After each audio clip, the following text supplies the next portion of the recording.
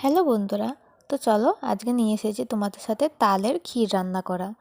তো এটা কিন্তু খুবই সহজ। তো প্রথমে আমি তালগুলো ছাড়িয়ে ভালো করে ঘষে নিয়েছি।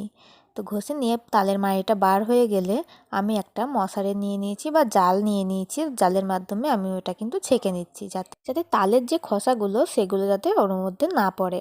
তো আমার তালেরটা ছেঁকে নেওয়া হয়ে গেছে। আর পাশেই দেখো আমি দুধ বসিয়ে দিয়েছি। এটা আমল দুধ।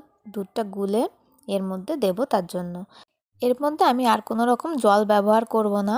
তো আমি গ্যাসটা জ্বালিয়ে দিয়ে এটা নাড়াতে থাকবো। এরকম একটু গরম হয়ে যাওয়ার পর এর মধ্যে দিয়ে দেব লবণ। তো লবণটা দিয়ে একটু নাড়িয়ে নেব। তারপর এর মধ্যে দিয়ে দেবো গুলিয়ে রাখা দুধটা। তো এই দুধটা এইটুকুই পরিমাণ আমি জল দেব, বেশি জল কিন্তু দেব না, তাহলে কিন্তু টানতে অনেক লেট হবে।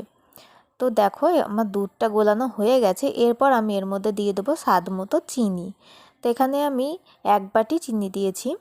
তো আমার 1 বাটি চিনিতেই কিন্তু মিষ্টি হয়ে গেছিলো। তো দেখো চিনি দিয়ে কিন্তু আমি ভালো করে নাড়িয়ে নিলাম। চিনিটা গলে যাওয়ার পর এর মধ্যে দিয়ে দেবো নারকেল কোড়া। তো নারকেল কোড়াটা দিয়ে দিয়ে আমি এটা কিন্তু ভালো করে পাকিয়ে নেব।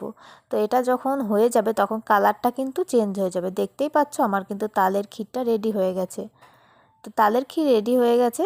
আর কেমন লাগলো অবশ্যই কিন্তু তোমরা জানিও।